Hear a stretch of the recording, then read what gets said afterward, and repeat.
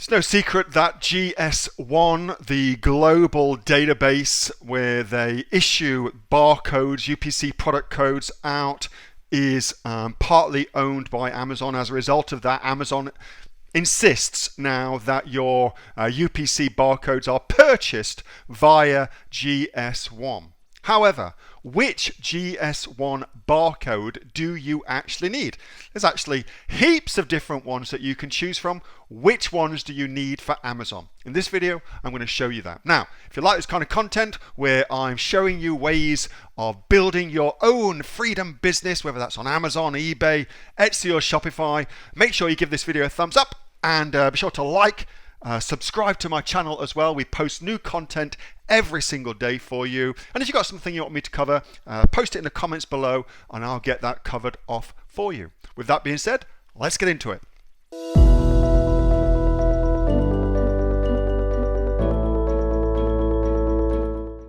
Do you need, first of all, do you actually need a GS1 barcode? Do you actually need one? So GS1, they are the global purveyors of what's called UPC, Universal Product Codes.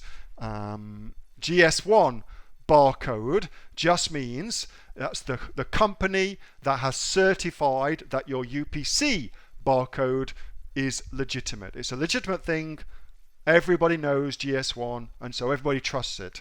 So there's that. Amazon actually owns, because GS1 is a publicly listed company, Amazon is an investor in GS1, and Amazon also has people on the board of directors of GS1 as well. So it ought to come as no surprise, therefore, that Amazon kind of insists now that you use a GS1 barcode. So we used to be able to use barcodes from Speedy Barcodes, Nationwide Barcode, all these other barcode places, yeah.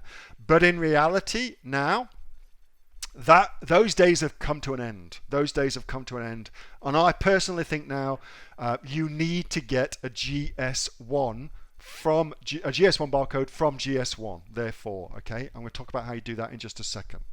So let's go through some things for you so you can know exactly what to do. First of all, what am I going to bring up here? I want to show you this. So this is just off this is the first thing to know. So a GS1 barcode is the most expensive barcode out there. I'll talk about price in a second. But you can apply for what's called a GTIN exemption, meaning you don't need to get a barcode for your product. This is normally for products that are one-offs or products that are handmade or something like that. So that is what this was created for. Because if you've just got a one-off product, then you don't want to spend the money to get a barcode for it. You're only going to sell it once. There's no need to get the barcode. So there is something called a GTIN exemption. Here is the link for that in the chat. If you're watching the recording, send to all. Just Google GTIN exemption and you'll get to it, okay? So it used to be the case that anybody could get this GTIN exemption, but in truth it was put there for handmade products, one-off products, okay? Lots and lots and lots of people then went ahead and used this so they didn't get their UPC barcode. And of course, as it got abused, Amazon started to pull that back. So it's actually much more difficult to get a GTIN exemption now than it used to be. It used to be just like they'd give it you for anything at all. But now it's actually much more difficult. That's the list.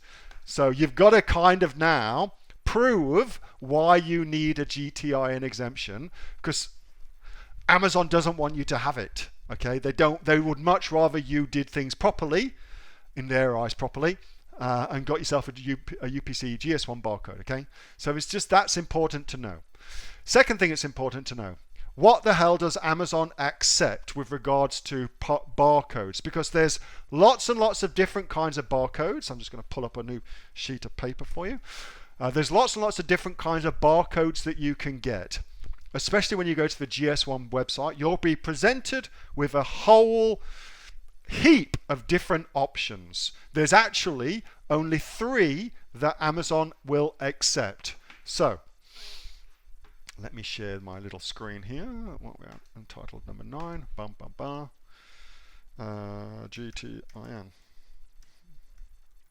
So that is the first one that you can get that Amazon will accept. It's called the GTIN, and you'll know it's a GTIN because there's 14 numbers in it. So it's a 14 number code. That's a GTIN.